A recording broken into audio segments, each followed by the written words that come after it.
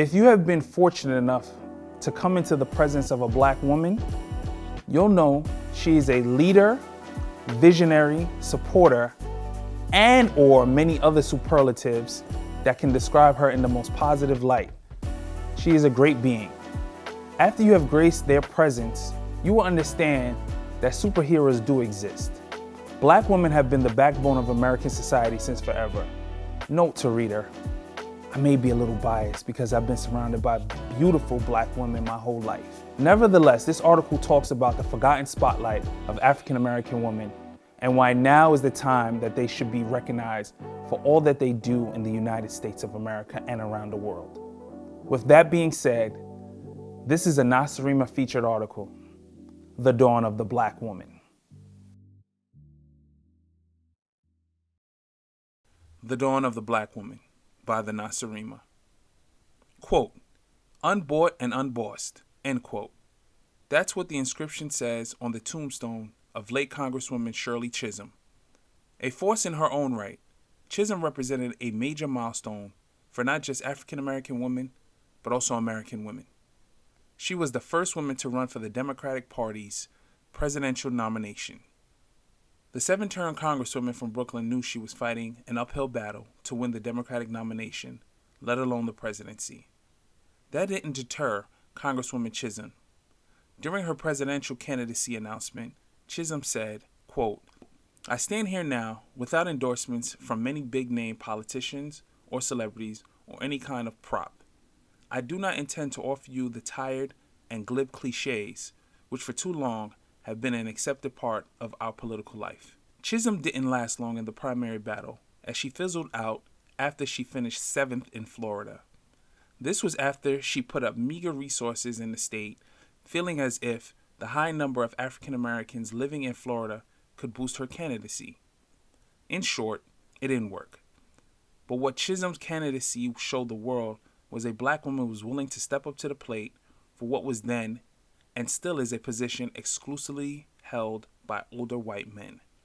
Her candidacy never took off, but the fact that she was willing to risk exposure after holding a relatively safe seat in Congress showed the gall to challenge the status quo in ways that no other woman in modern political times had dared. Before Chisholm, there were many women who ran for president on non-major party tickets. But until she ran, there was never a woman who ran with as much scrutiny, gumption, and conviction as Congresswoman Chisholm. If you think social media is harsh to women of color today, imagine vying for a spot at the top of a presidential ticket in the racially charged post-Vietnam 1970s America. To give you some context of the times, uber-liberal Senator George McGovern of South Dakota was the Democratic nominee in 1972. He lost the election by a super landslide electoral tally of 520 to 17. He lost every state, parentheses, including his home state of South Dakota, close parentheses, except for Massachusetts and Washington, D.C. Regardless of who the Democratic nominee was, President Nixon was heavily favored to win re-election and ran on a law and order platform, open parentheses, where have we heard this before? Question mark. Close parentheses. The fact that the Democrats were so willing to nominate a liberal who they had to know would not have had a chance against the sitting president underscore how much the party was not willing to even consider Chisholm. She was a multi-term legislator willing to fight the good fight.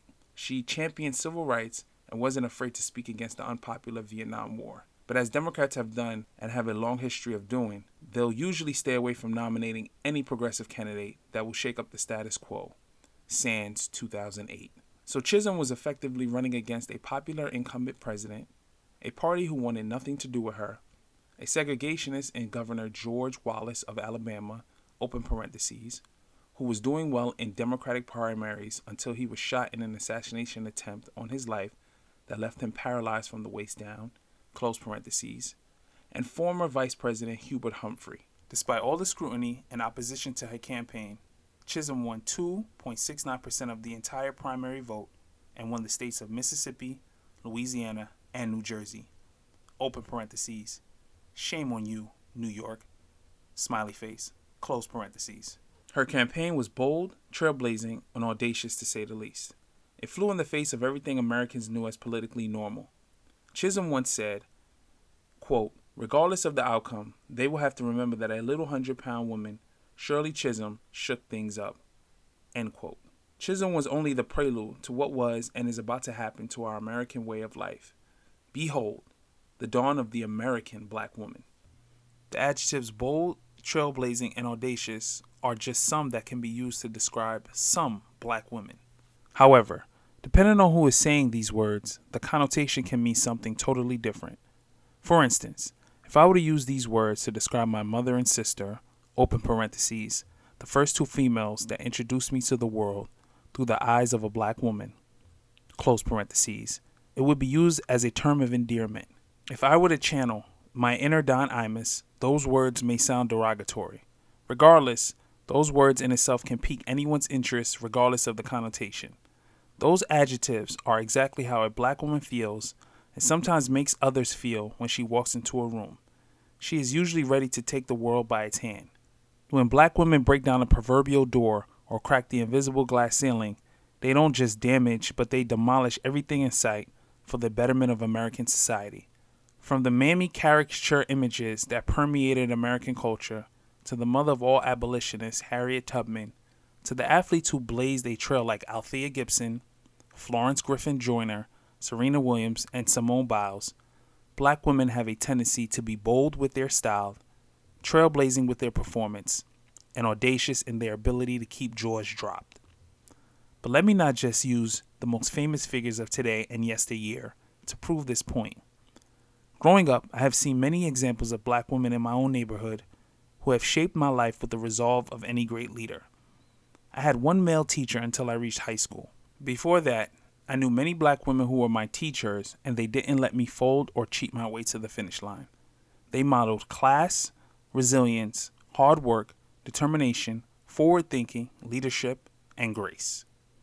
I have seen black women become community organizers, politicians, sports team leaders, and activists all before my adolescent years. It didn't hurt that I have an alpha mom and alpha older sister who constantly kept showing me how I should treat others and how I should treat myself. The connotation that should always be used with the words bold, trailblazing, and audacious when describing a black woman should be in the highest terms of respect and endearment.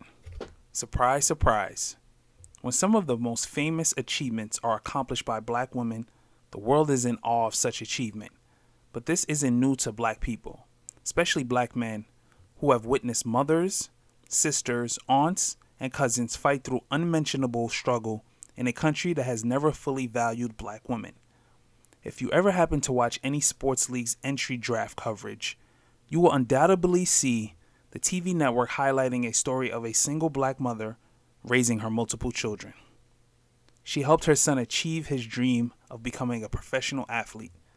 Forget the fact that getting into the major leagues isn't the only barometer of success, but the fact that a dominant race must continue to highlight the socioeconomic struggles it places on a particular group and then applauds that group for overcoming these odds is appalling. It shows that they think these stories of black women running and raising households are still a shocking story to a clueless dominant race, open parentheses, or it just makes for good TV, close parentheses. Let me let them in on a little secret. Black women have overcome stereotypes and prejudices placed on them on a daily basis. They have found ways to overcome such odds and not just rise to the occasion, but reach the zenith of atmospheric accomplishments. That's why when Simone Biles was called names for not wanting to partake in certain Olympic events this past summer by born on third base white men, it shouldn't bother anyone.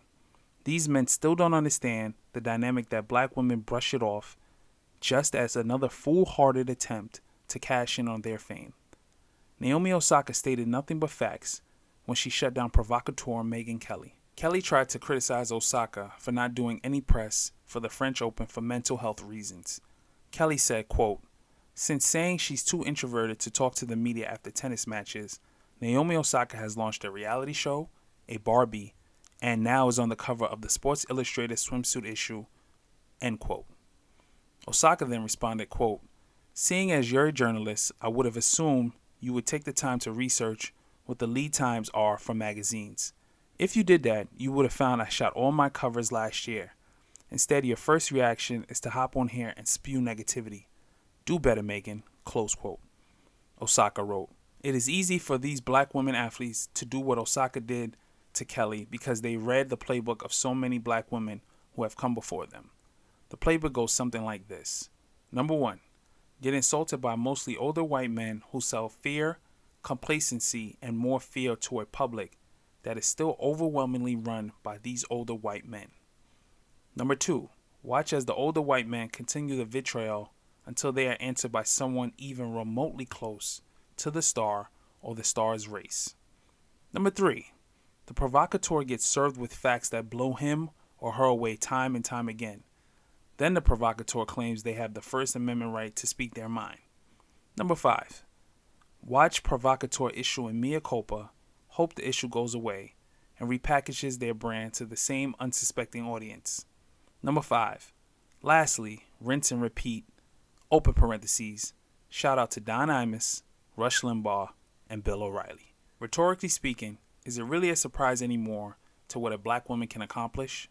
They have never fit into the mold of slavery, Jim Crow, the crack epidemic, and fatherless homes, open parentheses, due to the American self-inflicted crack epidemic and mass incarceration, close parentheses. They are graduating college at a much higher rate than any recorded demographic. They are starting businesses left and right by threatening what we know as the status quo of the American economy. Scroll through any Instagram, Etsy, or Pinterest feed, and you will find, open parentheses, if the algorithm permits, close parentheses, a black woman creating a business from scratch and seeing it through. The surprise is on anyone who still doubts them. This essay is no shade to any gender or race. This is an exercise of pure fact. Black men usually get the accolades when it comes to breaking barriers because they usually get the spotlight in sports, news, and media. A black man was the first black person to become president of the United States. But if you talk to just about any black person, no one was really surprised that Vice President Kamala Harris was chosen by President Joe Biden to be his running mate.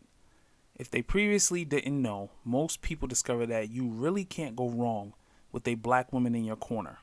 President Obama had First Lady Michelle, Valerie Jarrett, and a host of other unnamed but very formidable black women in his corner. President Biden just followed the playbook that was written by his former boss. The world is witnessing firsthand what a strong black woman looks like. The world is understanding that with a black woman in your corner, it is pretty hard to fail. The world is understanding that holding the black woman back in any endeavor is a recipe for setting an entire society, culture, and country back.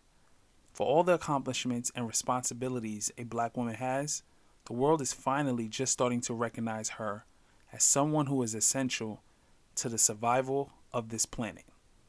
Her name is Kamala Harris, Issa Rae, Tarana Burke, Allison Felix, Meghan Markle, Regina King, Ava DuVernay, Lena Waithe, Condoleezza Rice, Jamel Hill, Loretta Lynch, Stacey Abrams, Ibtihaj Muhammad, Letitia James, and Olaniki Alabi. There are many more who wake up every day facing stereotypes of being portrayed through the media as lazy, good-for-nothing, ratchet baby makers who are only good for society as pinup dolls that should be celebrated only for their body parts.